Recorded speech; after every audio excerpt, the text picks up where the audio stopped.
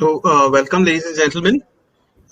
We will begin in the next couple of minutes. We will wait for people to join in. We have a set of very special guests with us today. So, I hope you guys are as excited as me to, listen to today's session.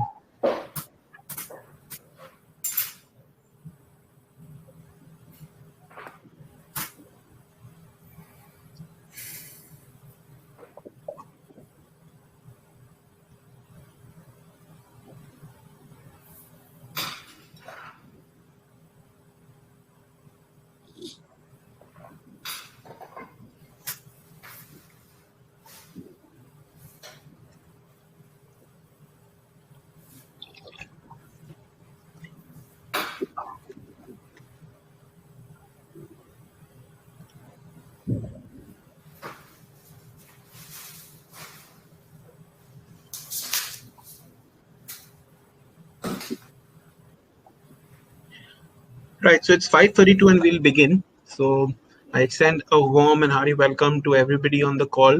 I hope everybody's safe at home during the probable second wave of COVID. It's been a while since we came on this platform with our Emkay Mavens series. So very special series for us. Here we get the best in India, who have given a certain kind of definition to wealth management and asset management as we know it. And this session is no different. We have a very special guest with us. So before that, let me just introduce myself to you all. I'm Sankalp and I take care of business development and PM at PMSEIF World. We are India's leading digital alternates focused, wealth management platform. And we have the belief of informed investing, and you will find out certainly about it in this session and in our upcoming sessions. So without much ado, I will introduce our first guest for the evening, Mr. Rajesh Saluja. So Mr. Rajesh Saluja is an industry veteran. He has over 25 years of experience in the space of wealth management.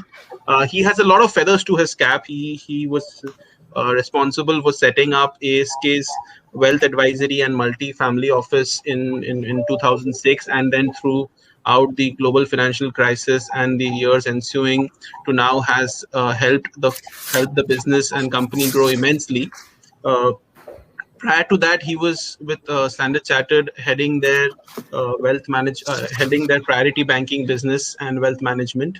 And he is an honorary, chartered wealth manager from the US. And he brings in a lot of experience. He's a diverse kind of a person with a thought and with the ideas on various topics of wealth management. And I think will be immensely, we'll end up immensely more knowledgeable from this session with him. My second guest for the evening is a dear friend, Vikas M. Sachdeva of Emkay Investment Advisors. So Vikas is another industry champion, close to 2 decades of experience associated with great asset managers like Edelweiss, Enam, Birla Sun Life.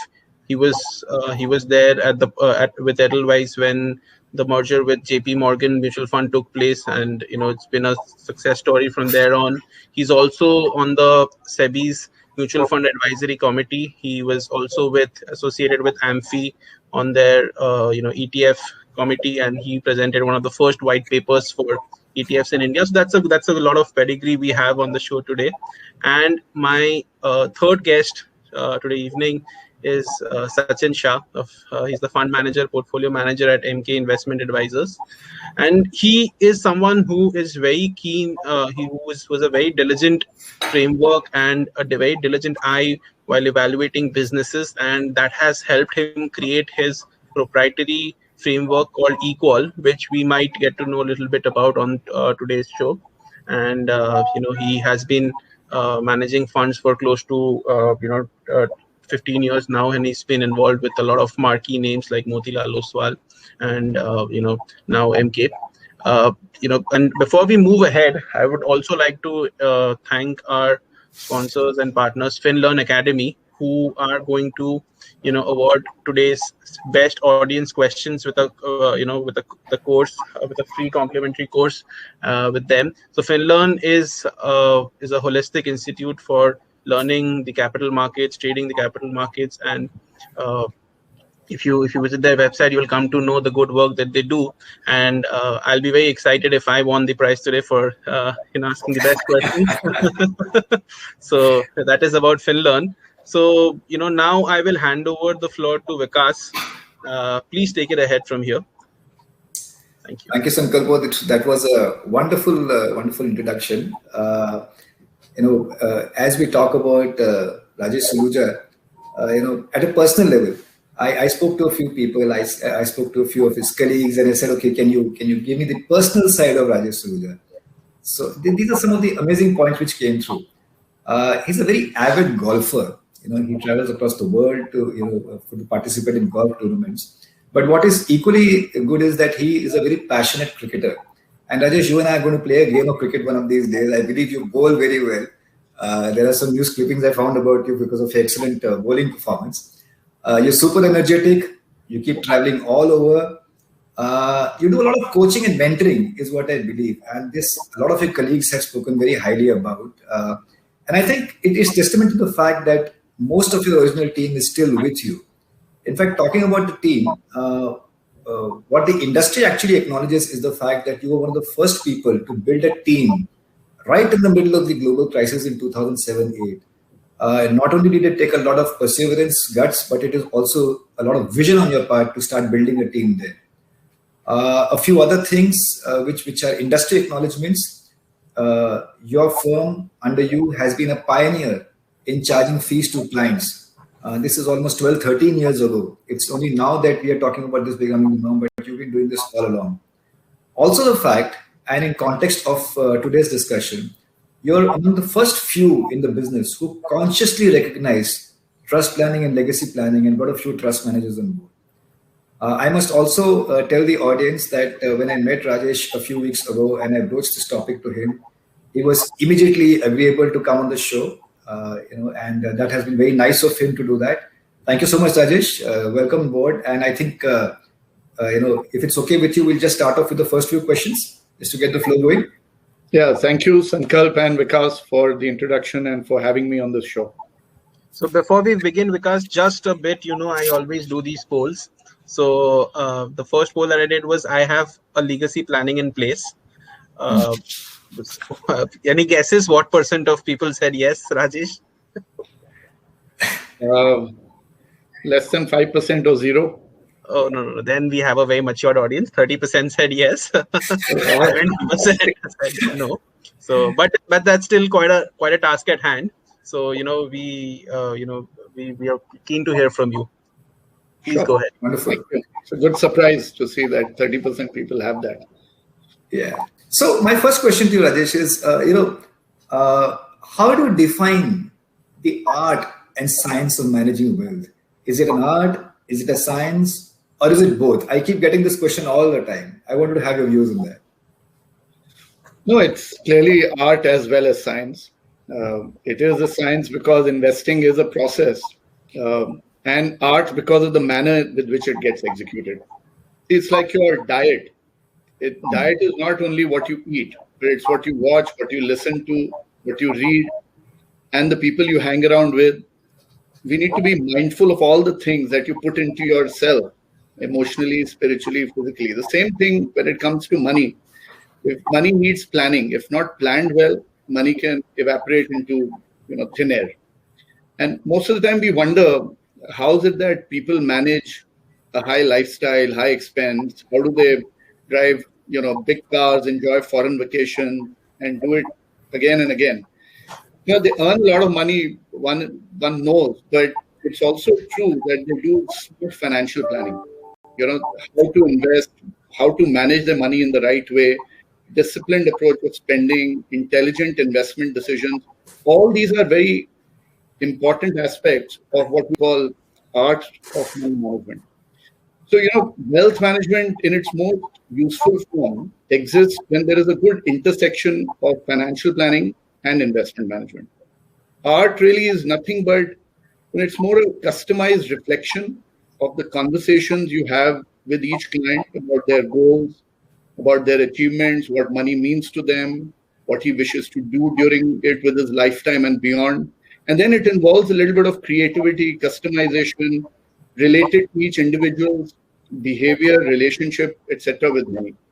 Science is more just the numbers, some cost data, some, compounding. If a particular investment does X percentage return, how will it, look at the end of 5 years? But art is really the aspect that goes around planning, the right asset allocation, the right selection of products, the right portfolio that you need to create. And I also believe that art is also a bit to do with your experience, wisdom around what not to do in investing. Science will always give you past data and say this should be done. But art is also a little bit of intuition around going forward. Does it make sense or not? How does the future look? So there's a very, very good combination. So I would say, in summary, a good combination of art and science really results in not only wealth creation, it also results in good wealth preservation and further transfer to the next generation. So it's a perfect combination. You should have both. Interesting. That's very well put. In fact, reminds me of a statement I read sometime earlier, which said that you are what your 5 closest friends are. So, if your intention is to create wealth and maintain wealth over a period of time, you should ensure that one of your 5 closest friends is a good wealth advisor. Makes sense. Yeah. So, and that leads me on to my next question. How should one approach this whole process of wealth creation and management? There is a lot of talk people have, and there is a lot of things, but I'll urge you to actually simplify for the sake of our audience. How should one approach this entire process of wealth creation and management? Okay, so wealth creation at the end of the day happens only if the surpluses you have post all your expenses and requirements grow in a positive manner post tax and inflation. Biggest risk in India always, and I think it's common, most people, most smart investors would know that the biggest risk to your money is inflation. Not only about where you invest, but it's also related to inflation. Every year, the value of your investments or your savings depreciate. So you have to find a way outside your business to invest your liquid surplus money in such a manner that post-tax, post-inflation, it gives you alpha. Along with that comes in what I mentioned, planning. It's always better to plan investments related to specific goals. So it becomes very important to define what are the goals that you want to achieve, because then your investment decisions also become much easier. So if you may have certain short-term goals, you may have certain long-term goals, you may have certain goals related to family, you may have something related to children, something related to buying an asset, or just enjoying a better lifestyle. If you have a disciplined way of putting all these thoughts down into what you want to achieve with your wealth, then the whole concept of wealth creation can be slightly more defined from a return perspective. You can create wealth by generating 30% return. You can create wealth by generating 10% or 12% return. But what is it that you want? What are your goals? Post which, the other very, very important aspect of wealth creation is actually not losing your wealth. If you preserve and get some basic return, that also is wealth creation. Many people tend to not invest in the right manner. They chase fancy investments. They get into speculative investments. They get into investments they don't understand, and there goes whatever little surplus wealth you've made. You can get stuck and you can actually deplete your wealth. So wealth creation is also a lot about how to manage risk related to where you're investing. You have to keep your investing simple. You have to keep your investment focused on goals. You have to keep your investments long-term in nature. And last but not the least, you have to have the right temperament. We say always there are three things that result in wealth creation: discipline, knowledge, and temperament. Discipline is really the planning part and not getting carried away, of over investing in something, or, like many times people have all their money only in real estate or only in their business or only in equities. and that when there are various cycles either in the business or in each asset class, you get stuck, right? So discipline is more about the right asset allocation, the right selection, and the second part, and also about not speculating, not leveraging, not using short-term money for long-term investments, etc., etc. The second part that I mentioned is knowledge. Knowledge is not investing in something that you don't understand. Having basic understanding of what you're doing and not getting carried away by fancy claims that are made, and that stare at you across, from various people in the industry, from media, etc. So you have to know what you're investing and not to invest in something that you don't understand. And third is temperament, which is how you treat and behave with each asset class and how you behave during good and bad times.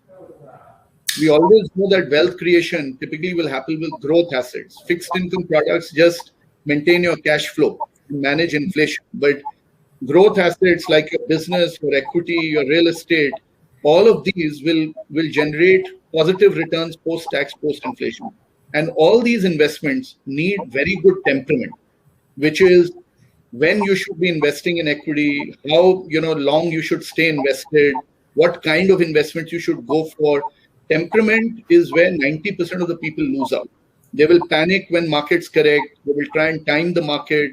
They will try and be very speculative about it, and they lose out. So in summary, wealth creation has many aspects. We know which are the good asset classes that can help you create wealth outside your business. But how you deal with it, how you treat it, if you treat it like an affair, it'll end like how an affair ends. But if you treat it like a marriage and you remain sort of, thinking of that investment from a long-term perspective and you be through it through ups and downs, you will find hopefully, much, much better power of compounding that plays over a long period of time. Yeah, very interesting.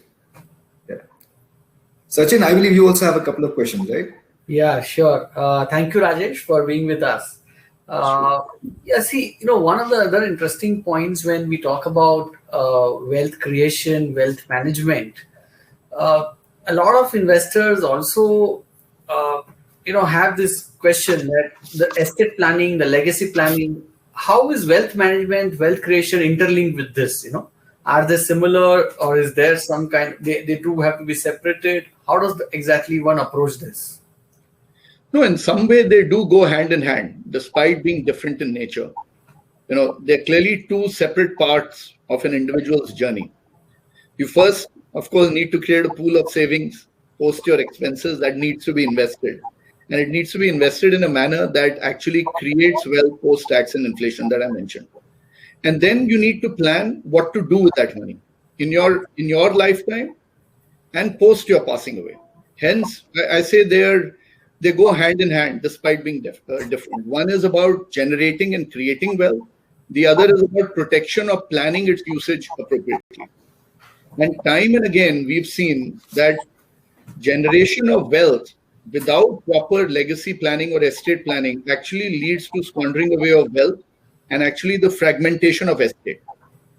So, I explained. Sorry, could you just repeat that again? I think that's a very significant statement. Could you just repeat that again, please? Yeah. So, we've seen time and again that generation of wealth without proper legacy or estate planning actually leads to squandering away of wealth and fragmentation of the client's estate. Because if it's not planned, what is that wealth? If you have achieved and created huge amount of wealth, what is it going to do over the next, generations, and especially after you pass away? If you've not planned it well, and it's left to the family members to do what they want to do with it, including your business. The same thing goes in business. Many times when we talk about legacy planning, people mistake it as only planning around their wealth. But their wealth is also their business, right? A large part of their wealth is business. I'm talking about now promoters. Now, how do you ensure that the business is passed on to the next generation? For larger businesses, there is always this challenge about ownership and management. Will my family members run the company, or will they just be shareholders? Do I need to get professional managers to run it? For some, it could be having two sons in the business. Who will do what? How will the business be run tomorrow to ensure that there are no challenges for the business if two people don't agree? Then some may have a situation where the son is going to run the business, but there's a daughter who's also a shareholder who needs to be given some money. So how do you manage? Now, if you don't do all this planning, all this wealth you created can then, lead to family disputes, issues, the business getting spoiled. And we've seen this. Most of the disputes that happen today, if you look at in the Indian environment, have been around property and business. Because most of the people earlier did not use proper tools of estate planning. And then that wealth and the liquidity gets, stuck. So it's very, very important. You need to know what to do with your wealth post you passing away or even during your lifetime. Because even in your lifetime, there can be things that can happen to you. You may go through a personal accident, you're not available, you're not there to manage that wealth, to take decisions. So who's going to, handle the wealth? If your wife is not intelligent enough or does not have the acumen to know the business or the investment, then what's going to happen? So all these aspects are certain things that one needs to plan, or else, the wealth can really get squandered.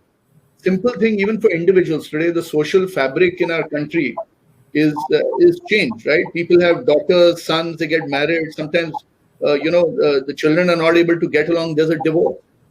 Now, if all the assets are owned by your son and daughter, those assets can go into a litigation in case the divorce is acrimonious. So how do you protect those assets? Or I'm a business owner. I've taken a lot of loans, right? My business is doing well. I've given personal guarantees. Something happens to me, or the business goes through a tough time, and there goes all the wealth because I've not separated family wealth and business wealth. So I think more and more people are realizing that they need to look at what to do with their wealth, how to pass it on to the next generation. Tomorrow, if there's estate duty, which is there, all of you are aware, estate duty exists in every country. Even in India, early 70s, there used to be what we call wealth tax. And it's a matter of time, even in India, estate duty is, comes back. Now, at that time, how do you ensure that you don't lose your wealth to taxes? And is there a better way to plan your estate? Hence, it's important that not only do you know how to create wealth and manage your wealth well, but when you have it, how should it be protected? How should it be passed on? All of this needs to be thought through in your lifetime. And, you need to put that executed either in a form of a will or a trust, or, there are many other solutions through which you can ensure that, this wealth carries on and there's a legacy that remains from a long-term perspective. Right. So Rajesh, there is this one ambiguity or some kind of a question mark that a lot of people have, is that should we have the entire wealth and then think about legacy planning, or should both go simultaneously? Wealth creation and legacy planning, can they both happen simultaneously? No, it's a little bit about what is your personal setup in life. It differs. And for many, like some people have a special child, they have to do it immediately. They don't even have whatever little savings they have to plan for it, right? So everyone does have savings.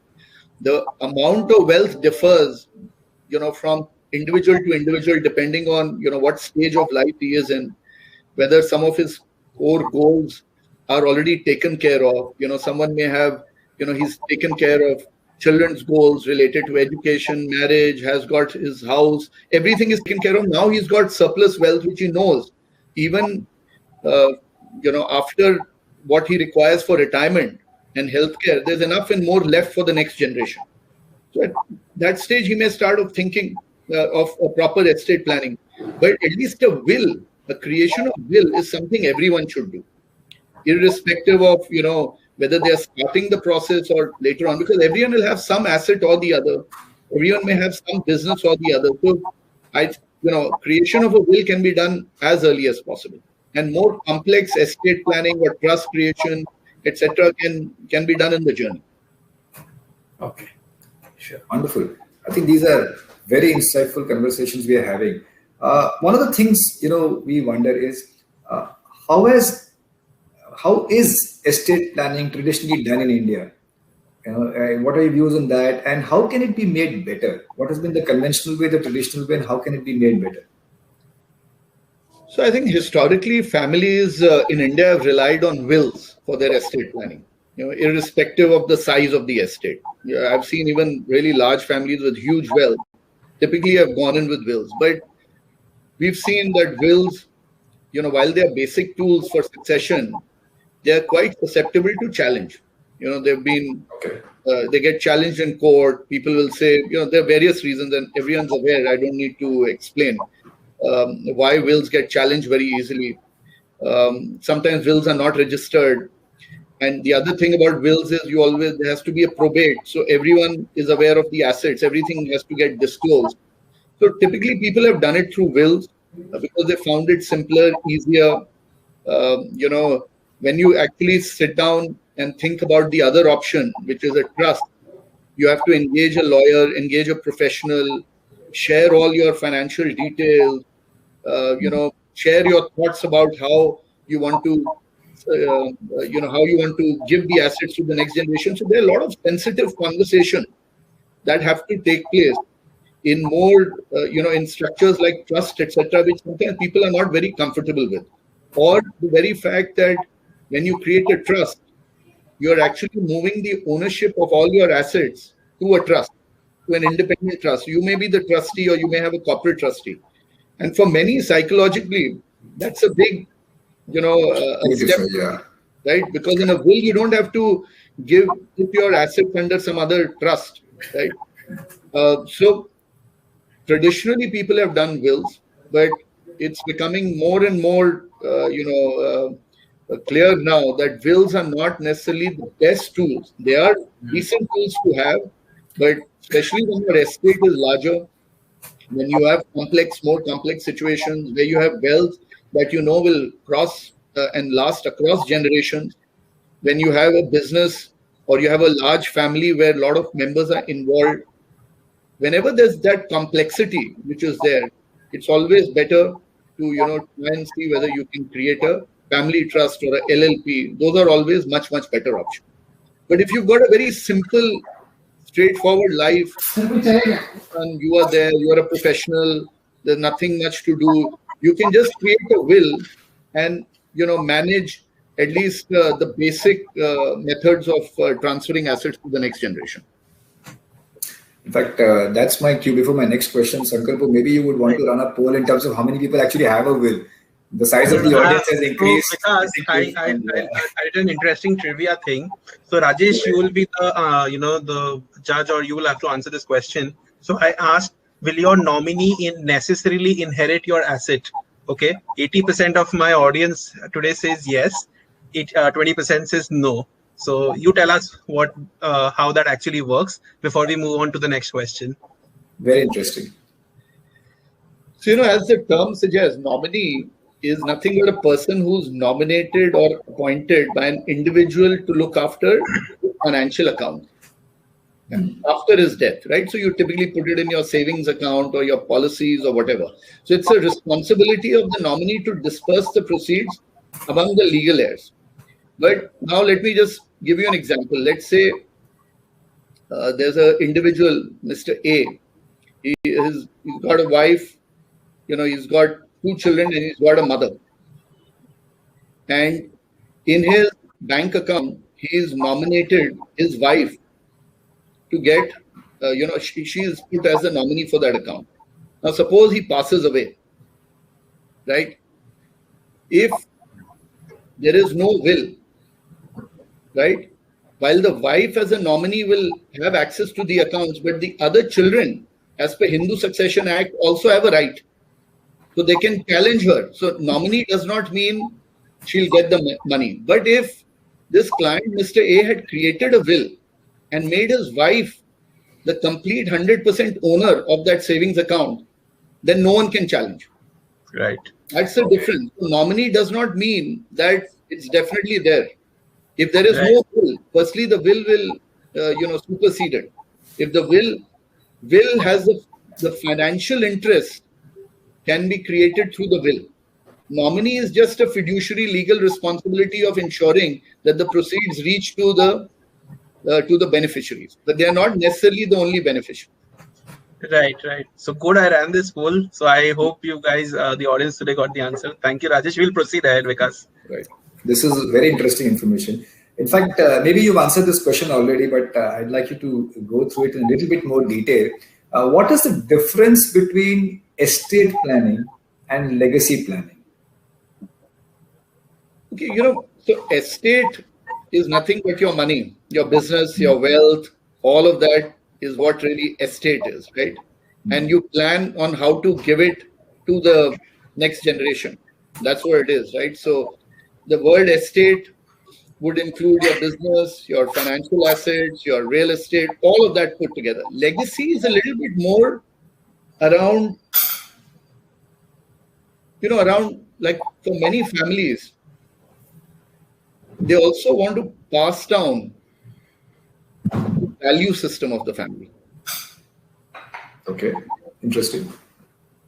What are the values with which the family will carry on their lives? What are the ways, for give you an example, if today there are two sons in the family, after I'm not there, or even during my lifetime, I believe that both the sons should, whenever they take a decision, even after they're married, let's say one son wants to buy a car, okay, and if he buys a Mercedes, I'll want the other son also to have a Mercedes. So I'll say, as a part of my legacy planning, the values that any decision on any car or any business will be limited to this amount and will have to be done within this amount. You're just trying to create like a value system that you believe is important, that you will not go overboard. Someone will not take some fancy holidays. Someone will do philanthropy. You create and put into legacy planning things that are important for you. It's more a holistic view of your estate. It's your financial wellness. It includes not just the management of your wealth, but it also includes non-financial assets, which are pivotal to your legacy. It could be core values that you live by. It could be responsibilities and expected behavior you would like to pass on to others. It could be certain other wishes, like what you would want the family to do in terms of community involvement. It could be philanthropy. It could be so many things which are outside just the material commercial estate that way. That's the core difference. Otherwise, pretty much, estate planning is typically people want to leave a legacy behind. They create a philanthropy trust. They will create a family governance chart. They will create what is called a family constitution on how things will run, who will do what are the behaviors we'll follow, what are the value systems for the family, what are the things we'll not do, how will we treat money. So a patriarch or the guy who's created wealth wants those value systems to live by and go by. And that becomes then a part of what is called legacy planning. It's a more holistic view of estate planning, nothing else. Wonderful. Yeah. So Rajesh, if you can elaborate a little bit at what kind of goals that one need to consider when they are actually doing this legacy planning or wealth management. What kind of goals that one should actually what should they consider some of those goals? No, when you're doing wealth management, again, so let's start with wealth management. It's a function of your personal, what are you doing? Are you a professional? Are you a business owner? What are you? Your family structure. And then also, just a little bit of trying to understand, very tough to do it, but what is your risk appetite? And I think that's a function of how you've grown up and how you've, whether you are the first generation entrepreneur, whether you are second generation, whether you've born with a silver spoon, whether you had to work hard. Everyone has a different way of dealing with money and thinking about money or value systems around money. So when you create a wealth management plan, you have to take all these angles. Goals, I think, are very much clear for every individual. The goal could be around children. It could be around their education, marriage. It could be around retirement. many people think that, don't think too much, about what will be the inflated cost of medical and good healthcare system later on in life. And, we've seen, at least in the last 30, 40 years, today, many who have gone old, they didn't save in the right way, or they didn't manage their wealth. They were putting it into simple instruments like, insurance policies, or just keeping it in FDs. And inflation itself has destroyed that wealth because it's eaten away, the value of that money. And today they struggle to get, great medical assistance, right? So you need to sit down and think about what are your life goals, what are the things in your lifespan that you want to achieve. And it, other than the usual, like I said, children, retirement, buying an asset, buying a bigger house, investing in a business, going abroad, holiday, whatever be it, you need to define what that amount would mean over the next 10, 15 years. How much would you require for it? If inflation is 6%, 8%, 10%, if your tax bracket is 30%, how much money would you require to meet all these goals in what specific periods of time? And I think a good financial planner and a wealth manager can help you do that, which is to really define your goals, define the amount required, look at your current expenses, look at your cash flows, and then say to manage your wealth in the right manner so that you can meet your goal or you can improve your lifestyle. This is how much you need to invest. And that investment, then how do you split it between each asset class? So a full-fledged investment plan can be made, or a wealth management plan, after quantifying and putting some number around your goal. And when it comes to legacy planning and estate planning, there are very good professional firms, there are legal firms, there are trust firms, there are corporate trustees with whom you can sit down and get a basic idea. You can share with them what your thoughts are, and they can help you then come out with a very nice plan. And they'll of course share different case studies, situations. They can share, or through an interview process, really understand some of the thoughts you have about what you want to do with your money in the future. How much would you want to give? How do you want to distribute between your children? How do you want to, what are the other goals that you want to achieve after you've gone away? So it's a full interview debate process, post which a good trust company or a legal company can come out with a very, very solid legacy plan for you. Right. So, another thing is that, you have a very vast experience on this legacy planning and estate planning for, I'm sure, a lot of your clients. What are some of the key common challenges that you come across when they are actually trying to plan this? I'm sure there are a lot of challenges also when they want to actually put this into play, No, I guess these are, more, I would say there are a lot of sensitivities around the discussion. Firstly, like I mentioned to you, transferring my assets in the name of a trust. So basically letting go control. Am I comfortable, not comfortable? Am I comfortable getting a corporate trustee? Who do I trust? Who do I make a trustee? If I'm not there, will my wife be a trustee? Will a close friend be a trustee? So these are not, in a will, you don't need to do any of this. You're basically saying, after I'm gone, immediately this is what happens. There is no, compared to a trust, like the big difference between a will and a trust, the moment you pass away, your will comes into force and whatever is decided happens, right? Unlike in a trust, where you can sit in a trust and plan, okay, when my child reaches X amount of age, he should get Y money. If my son wants to get out of business and do something else, one son, then X money should be available for him. Or if my children continue, to run the business in XYZ manner, they can take, X amount of money. So you can do a lot of future planning through a trust, which you can't do. Now, the big challenge for many is to actually sit down and plan that. Haven't we heard this? Even finance professionals, many of them will tell you, we are busy managing others' wealth, but when it comes to our own portfolio, we don't have time. Absolutely. We don't sit down and think about it. Same thing happens when you talk about a trust and a will. You keep pushing it to the future. You don't want to sit down, and you don't know how your situation will keep changing from time to time. So you tend to, say that, okay, I'll do it at some time.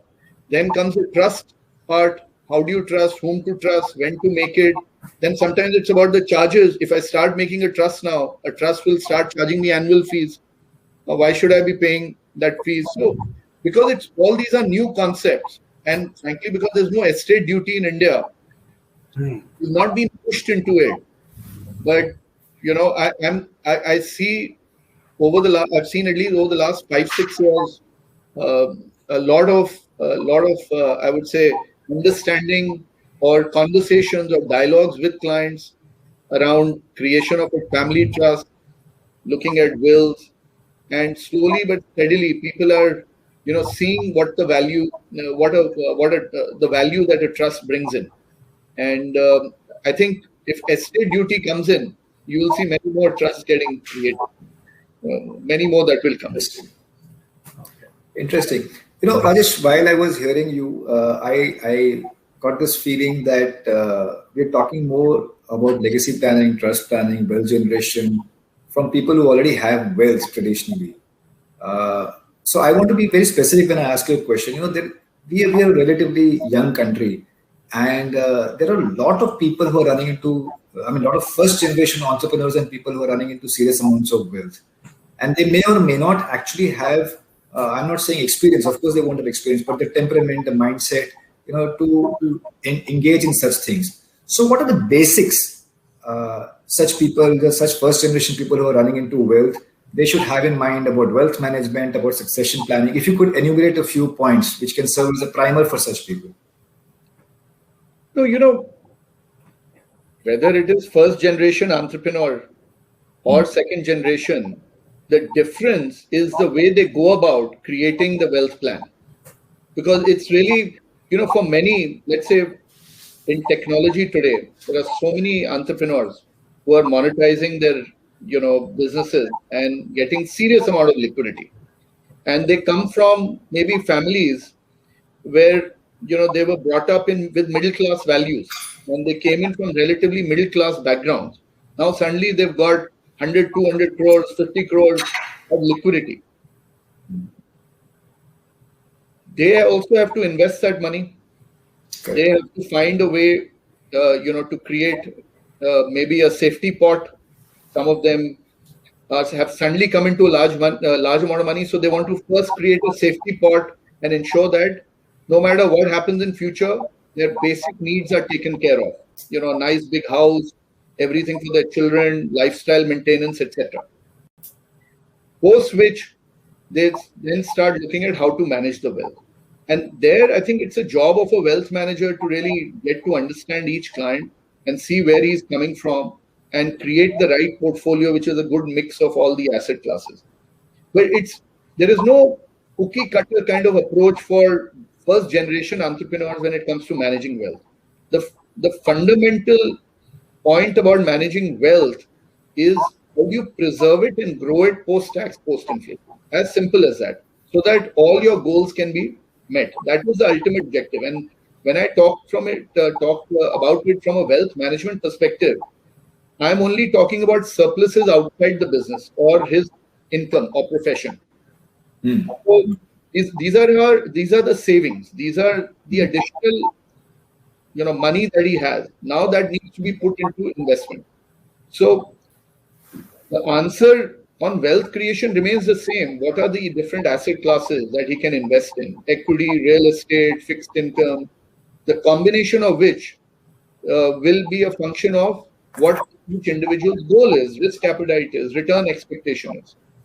And that sort of remains. So what I'm basically trying to say is it doesn't make a difference whether he's come into money now, first generation entrepreneur, or someone who has old money. Each person's wealth management plan will be a function of his goals, his risk appetite, and his investment horizon. And as a wealth manager, we have to understand each client and then try and customize a plan that makes people sleep well and helps them meet their goal. That's it. I think that one line which you talked about makes people sleep well. I think peace of mind is ultimately what everybody wants to have at the end of the day. You're taking enough of risks in your line of business. The last thing you want to do is worry about what is happening to your wealth. Well, In fact, that probably brings me to my last question. Then I'll pass it on to Sachin if he has any question. We've talked about a lot of information which you have talked about in terms of all aspects. But when you're doing legacy planning, typically I've seen that people have a lot of perceptions. It's a lot of myths which they carry. I've always believed perception is reality in the absence of information.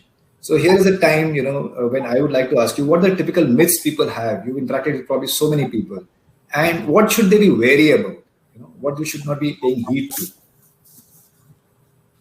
no, you're saying myths related to estate planning? Estate planning, legacy planning, and estate planning. No, one, of course, everyone thinks only the wealthy need an estate plan or to create a will, or the elderly need it, or people who are ill need it, which is not true. Like I mentioned, basic will everyone should have, irrespective of whether you're wealthy or not, because you have some asset. If you, and I'm assuming the audience whom we engage with are people who have some asset or the other, business, property, whatever else. So will is important. The other myth is more around will is okay. Do I need a trust? Which I also explained that depending on each individual's situation, that conversation can be had, and one can decide whether you actually need a trust or is a will good enough. Okay. Then many people think, do I need to equally distribute? Why do I need a will? Is there a need to equally distribute?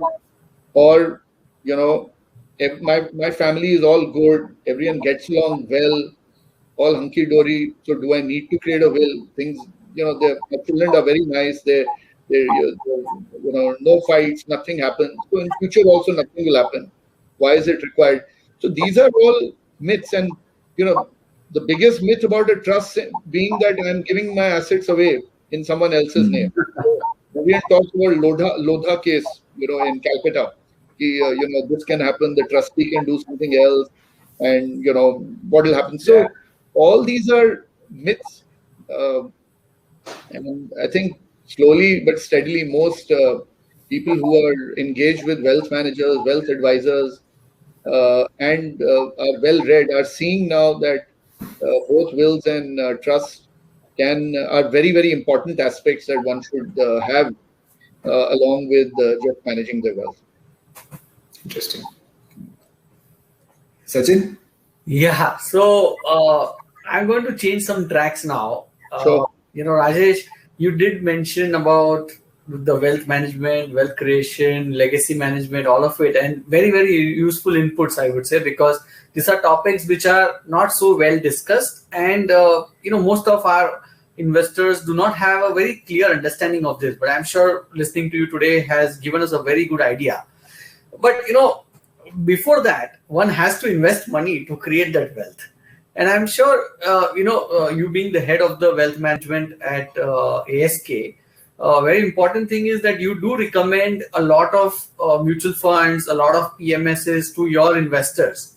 So something that is important to me personally, and also I'm sure to a lot of investors, they would like to know that how do you select on which funds to invest in? Do you go by the fund manager's philosophy? Do you go by the house? Do you go by the track record? What are some of the key parameters that you always look at when you are recommending a particular mutual fund or a particular PFA or a particular fund manager? How do you go about that? So, great question. I think every wealth management house has a philosophy around it. There again, I would say it's a combination of art and science. Science is nothing but giving you data and numbers around, the past performance. You can get into all the technicalities, Sharpe ratio, beta ratio, this ratio, that ratio. So there is enough and more science and data available behind each of the investment products that are available, right? So of course, one studies that and one does go through it. It's not that you don't pay heed to cost, you don't pay heed to performance, etc. But I think two or three things that become very, very important, for us is one, of course, is the institution, no doubt. We strongly believe that, just star fund managers are not the only people. I would say there are good star fund managers also, but if they have a backing of a good institution, there's a little bit of more risk management that comes into place. So I strongly believe that if there is a good house with a good reputation of having launched sensible products, having strong risk management practices in place, it makes a big, big difference, or I would say it supports the way a fund manager even delivers returns. So we do look at what are the risk management followed in the institution by checking on how is the decision taken. Is there an investment committee? Who are there in the investment committee when a decision is taken on a product or on a stock or on any other investment or a bond, whichever, be it fixed income, equity, or whatever else? We want to understand what's the process behind selection. Who are the people who get involved? Okay, what are the checks and balances? What will you do if a stock is falling in a rising market? How do you, look at it? Or if you have 20 stocks in your portfolio and there are 5% weightage in each portfolio, each of the stock, if one of the stocks weightage goes beyond 10% because it goes through the roof, what do you do? So a lot of time is spent trying to understand the risk management practices. Because for us, when we are managing clients' money, my first objective is not return. My first objective is capital preservation. So in our firm, we believe that we are more risk managers and not return managers. Returns will come in if you do the right selection and you have your process and risk in place. Returns will come in. You don't have to do anything complicated in India. There is enough and more good quality investment products available. But if you be cowboyish in trying to take risk just to generate extra return, your reputation goes for a toss, and your client relationship suffer. So when we evaluate investment products, we look at risk management. Then we, of course, look at the fund manager and his thinking. There's a lot of discussion with the fund manager on how he picks an investment. Now, from the institution, we move to the fund manager. His background, his track record, his performance during good and bad times. We want to see how they've done even in bad times, not in good times. So anytime a fund manager says I've delivered 19% CAGR, I'll want to ask him, how is that done versus the index, and show us in the years when the markets were really bad, how did you do better than the index? So, right. And then, stock selection. If he's saying I follow ABC methods, I look at return on capital and I will not touch a stock if the return on capital is less than 20%. Or he says, I will not invest in a business where the quality of management is not good. And then I see in a portfolio a bunch of bonds or a bunch of a stock where, we know that the quality of management is a challenge. Then that the fund manager is not keeping to his word. So all these things we've learned over a period of time, which is where the art comes in. More future looking, more thinking of what this guy is likely to do in the future. And does he have his investment philosophy right? Does it match our philosophy and our client's philosophy? Right. And then only we sort of, select. Right. Perfect. That's very helpful. Thank you, Rajesh. Thank you so much. Right. Wonderful. In fact, I was just looking at all the questions coming in. I think you spot on quite a few questions, Rajesh. But before we move on to the question answers, I would like to just repeat a statement which you talked about in terms of it being an art and science both. And the more I hear you, the more I'm starting to believe it's more of an art. And if it is an art, you have to let the financial advisor, the wealth advisor, be the artist who paints the canvas, of your future, of your legacy, of your estate planning. And now I understand, having listened to you for a very brief period of time, why you are one of the pioneers where clients will pay to listen to you as a fee, to your firm rather as fee. I think this has been very, very insightful. Thank you so much. I think we'll move to the question answers, Sankalpo. How would you like to take that? You've got a few questions. I can see a few questions here. How would you like to take it? Sure. So, Vikas, in the meanwhile, you select a few questions. I have just one personal question to ask to Mr. Saluja, which I think is going to be in the interest of the audience as well. So, we have heard from you that asset management or wealth management per se is a mixture of both art and science. But maybe to my naive mind, when I listen to you, the process of legacy planning or estate management, okay, I somewhere come to have reached the view that this bit of financial planning is a bit more towards the is more towards like the hard sciences than art. So what are your views on that? I mean, I don't think anybody focused on this bit, but if you could just tell me about this. No, the estate and legacy planning is more art than anything else. Oh. There's very little science. It's all individual, customized, personalized, and a little bit on how to plan it more effectively. You are making it very customized. Whenever it's a little customized, very tough to put science around it. Right. So thank you for that. Vikas, we will come to you. Yeah, I mean, before I move to the question answers, this whole art and science, I'm actually quite intrigued. And just yesterday, Sachin and I were discussing. Sachin has created this model called EQUAL in terms of evaluating quality managements. And often it's been said, that you identify quality managements, 90% of your work is done. But is it a perception? Is it art? Or is it science?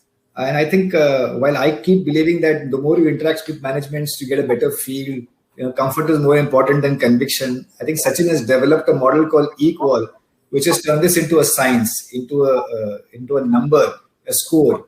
But more about that later. I think that is for another day. But it's very interesting. The thing about art and science in different proportions prevails across all aspects of financial services. Right. So I'm going to just quickly jump into some questions. Some very, very interesting questions have come in. Some of them I think you've already answered. Like Mukesh has asked, what is legacy planning, which you've already answered. But some of them, I'm very keen that you answer these questions, and you can be as brief as you wish to, because there are quite a few questions. Puneet Agarwal asks, why should one have a trust for legacy planning and not go via the HUF route? Okay. No, so like I mentioned, a trust, you can always create or put situations in it. If this were to happen, this should happen. So it's a little more futuristic. And it becomes a much, much simpler way to ensure that all your longer term goals can remain and be executed through another trustee, which in HUF, you are the main guy, the patriarch, and it all remains within you. A trust is more about after you passing away, how should the money be handled, or what are some of the goals that can be achieved. I think that can be much better planned through a trust. In fact, he goes on to ask, when is opening a trust for legacy planning a better option, considering costs and hassles associated with creating and managing a trust? I think the underlying question is, or rather the observation is that it is quite costly and quite hassling to associate one's creating a trust and managing a trust. Your views on that? So that's correct. I mean, it's not expensive is a function of what is the wealth you have. So I can't answer until I know. So, there's no particular amount to say only if you have X amount of wealth, then it makes sense. But a typical trust, to create a trust, a decent trust, a non-complicated trust costs about 2 to 3 lakh of rupees. And then there is an annual management fee. If there are too many transactions on it, because you have to have a PAN number for it, it's a separate entity. And there is an administration cost, which can be anywhere between 0.05% up to 0.25%, or a flat fee. So it's a function of what wealth you have and what are some of the complications based on which you are creating a trust, and whether those complications will turn out to be more expensive than the cost of managing the trust is what needs to be thought through.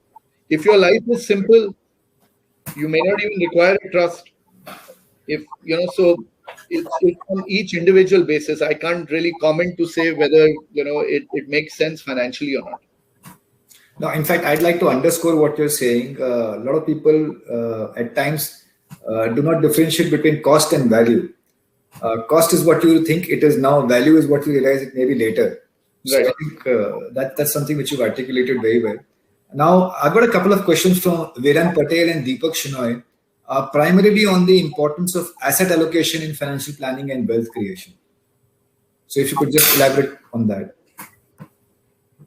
No, so it's absolutely important. There is no doubt, that asset allocation is more important than timing the market. It ensures that you are not putting all your eggs in one basket. Asset allocation does not stop only at each asset class to say, okay, I've got 100 rupees of wealth, 40 should be in equity, 20 should be in fixed income, and maybe 40 should be in real estate. It's not only that, it's also within each asset class. So within equity, how much in large cap, how much in mid cap, mutual fund, how much in PMS, how much in direct equity. In fixed income, it could be bonds, it could be high yield debt. So there are sub asset classes, and you have to know, and typically a wealth manager will be able to guide you on what is the right mix to have so that you can meet your stated objective of returns with the lowest possible risk. And so asset allocation. Along with that, many people have this question on timing the market. When should we exit? When should we enter? People make comments saying that you always tell us to invest, but you never tell us when to exit. Okay. Now, none of us, including us who've been 20, 30 years in the market, know how to time the market. The best of fund managers don't know how to time the market, right? Because the markets work on fundamentals, they work on sentiments, and they work on sometimes liquidity, right? You can control fundamentals, you can't control sentiment and liquidity. So to that aspect, you can't time. But through asset allocation, if you've got out of your 100 rupees, 50 in equity, 50 in debt, and the equity allocation moves up because the market has moved up beyond a range that is decided with your wealth manager. Suppose you say 10% is the range. Then you may remove money from one asset class and put it to the other. So if equity portfolio goes up more than 60%, you may trim it and bring it back. That's the only time you will sell or readjust or rebalance. Otherwise, you don't look at timing the market. So asset allocation has many benefits: diversification, managing your risk, taking a rebalancing of portfolio. All of these remain important ways of meeting your long-term objectives. Brilliant. Sankalpa, I think one of your poll questions has inspired this question. What should be the ideal age to make a will?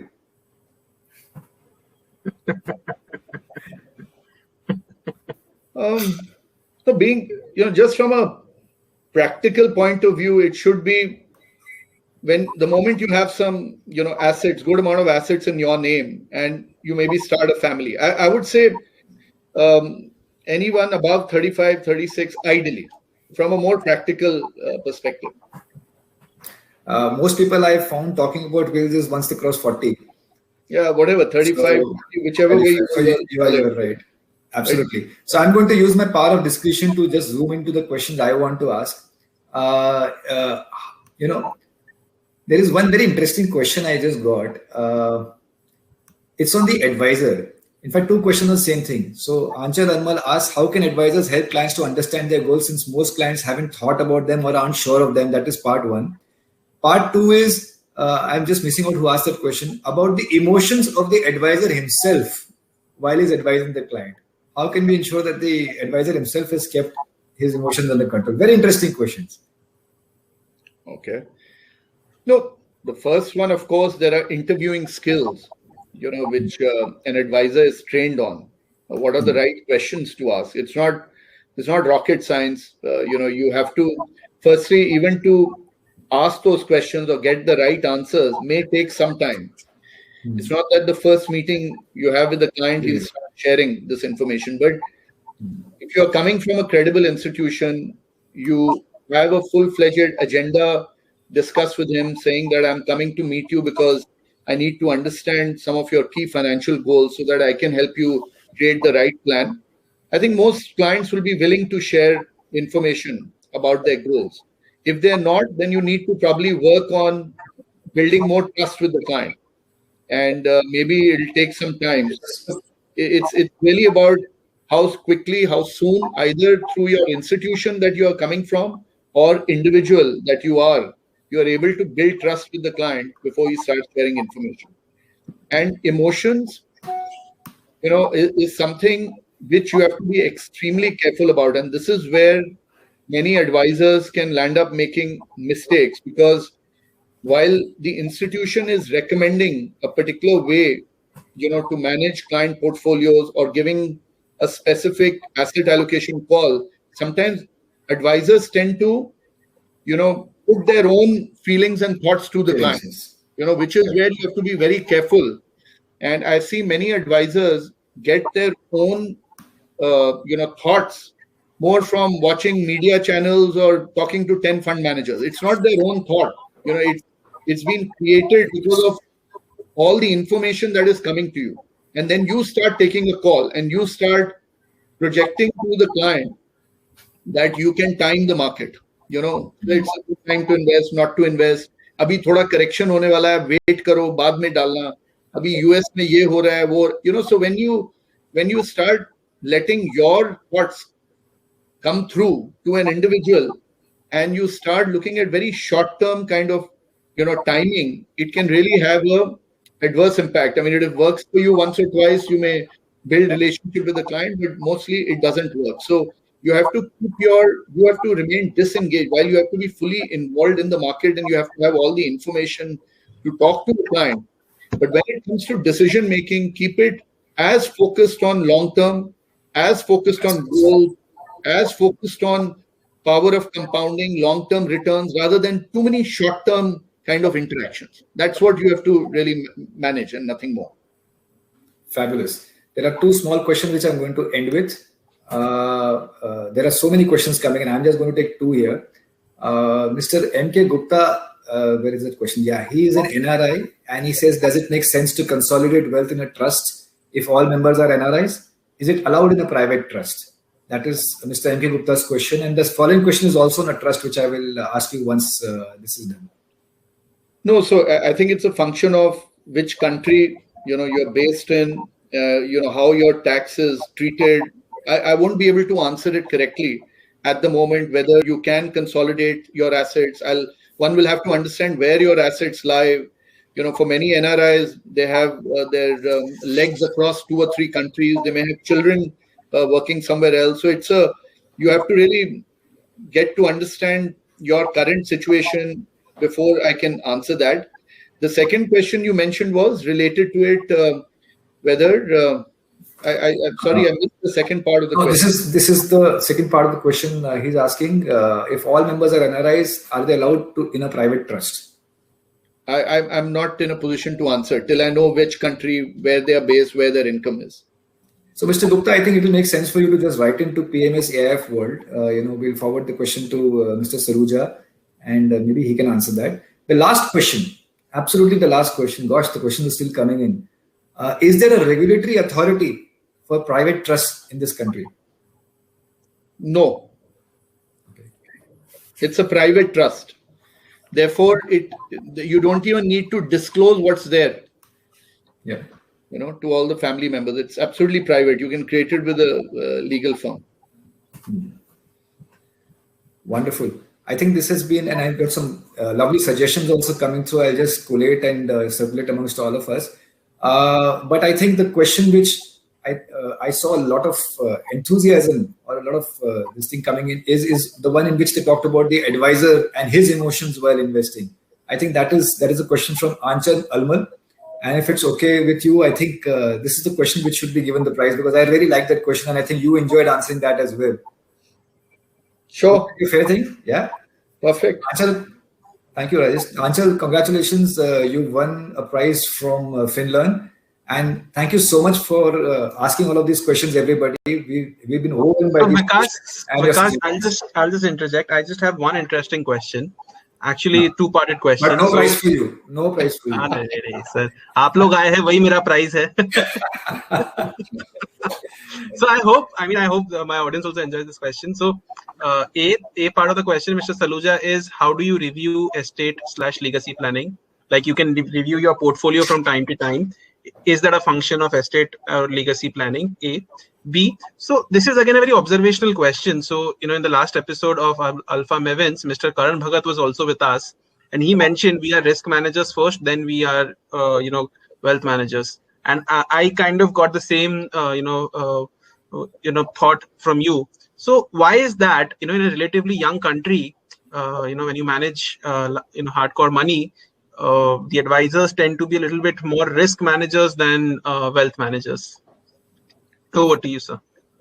Yeah, sure. So on the first question, reviews of estate plans are actually a part of the process, but they're done more if situations change. So, first, of course, when you're creating an estate plan, there's a lot of discussion and homework that happens. It can take anywhere between 6 months to 2 years before people actually come out with their estate plan. But having said that, there could be changes in situations, there could be changes in circumstances. You may want to add something in the trust, you may want to take away someone, you may want to change the beneficiaries. That's the beauty of a trust, that it allows you to fiddle around with, in your lifetime. And you need to review it as and when things are, if there is any need for change. When it comes to risk, I think this risk being our core philosophy is not only in India, it's a worldwide phenomena for most private banks. At least that's what they say, most wealth managers. Now it's a function of whether they live up to it or not. But today, a client who's given us money has given it, as it's a surplus. He's taking his risk in his business. Okay. Now, with the surplus that comes in, he doesn't want to take a similar kind of risk. Okay. So his core objective, giving that money to manage, is capital preservation and then growth. Even if the returns are lower, no client will ever, they may be upset temporarily, and that's a big thing in India. No one's happy with your returns. And even if they're happy, they won't tell you they're happy. Because if they tell you they're happy, then they feel that you'll get complacent. तो अगर 15% मिल रहा है तो 18 क्यों नहीं मिला? Because किसी और को 18 मिला है, या आपके प्रोडक्ट में 18 है but किसी और के प्रोडक्ट में, so that's fine. That's the way all of us are. We believe that we want the best, and if there is someone giving the best, we forget the risk. We only look at return. And a big challenge for all wealth managers, therefore, is to tell clients about the risks associated with each kind of return. And if he says that, listen, I'm willing to take that risk, even if my capital is lost, I'm willing to take it, that's a separate story. But broadly, he's giving you money, and the core of his wealth, I would say 80-90%, he wants preservation plus growth. He's willing to take the risk, but not at the risk of permanent capital erosion. And even in the conversation with clients, many advisors tend to keep quiet about the fact that notionally your portfolios can be down. And that is where they make a mistake. They talk more about how much returns can they generate to a client. Sir, this can generate 18%, 20%, 30%. They don't talk about the fact that to generate that 18%, there may be 2 or 3 years where your portfolio may be down 30%. Is that okay with you? Right? So when we are managing our own money, we may be, when any client who's created wealth is investing something on his own, he is taking the risk, and it's up to him what happens. But when he is giving a professional, reputed wealth manager and paying me a fee, he is expecting me to first ensure that the capital is preserved and then generate the positive return, not the other way around. And therefore, risk management is the only thing. If you manage risk, and when we say managing risk, it does not mean, for example, okay, because I don't want to take risk, I'll keep all the money in a FD. That's not what I'm saying. In each asset class, there is a risk. Equity, there is risk. Real estate, there is risk. Fixed income in India, in fact, fixed income has higher risk than equity. Contrary to what people believe, in India, fixed income products are where clients have got lost capital. In equity, if they remain in quality and have a long-term approach, you may find notionally the value coming down, but in the long term, they will never lose money. They only lose money if they exit at the wrong time, or they buy rubbish quality stocks, or they invest in rubbish products. But if they bought quality and they have long-term thinking, in India, you have to really work hard. So how do you control risk in equity? By focusing only on quality. And there you can define what quality is. What kind of size of company, what kind of track record of company, what kind of management, what kind of capital efficiency, what kind of earnings. There are lots and lots of filters which today all of us have learned given our experience over so many market cycles. In India, we've seen 5 or 6 market cycles where scams have been there, political crisis, Asian crisis, global crisis, and you're able to deliver positive returns. That means you are slowly but steadily learning from some of the challenges that existed and putting that in your risk management process and ensuring that the same return can be met with a lower risk. So that's our goal. First, manage risk, return will come in. But very few people live up to it. People talk about it, but very, very tough to live up to. Fantastic. Sankalpo, good questions, but like I said, sorry, no prize. But this has been an amazing thing. I was just looking at the time we spent on this call. Remember yesterday when we were discussing, we were talking about 30 to 35 minutes, 45 minutes. It's been an hour and 16 minutes, and we've had a rapt audience listening to you. I think that reflects on the quality of the conversation. On behalf of MK Investment Managers and all my colleagues, Sachin Shah and my entire team, and on behalf of PMS AIF World, I'd like to personally thank you. This has been very engaging. This has been very, very delightful to hear you. If for lack of adjectives, I'll actually call it a masterclass. I'm sure that this is going to be viewed over and over again, once we launch it on YouTube. Thank you once again for sparing your time. This has been wonderful. My pleasure and my privilege. Thank you for having me on this show. And I enjoyed this more than 1 hour kind of discussion. Thank you. Thank you. Thank you to our entire audience for having stayed put this entire time. Thank you so much, everybody. Thank you. Thank you. All the best. Thank you, All the best. Bye. Bye. Bye, Vikas. Thank you. Bye. Thanks. Bye.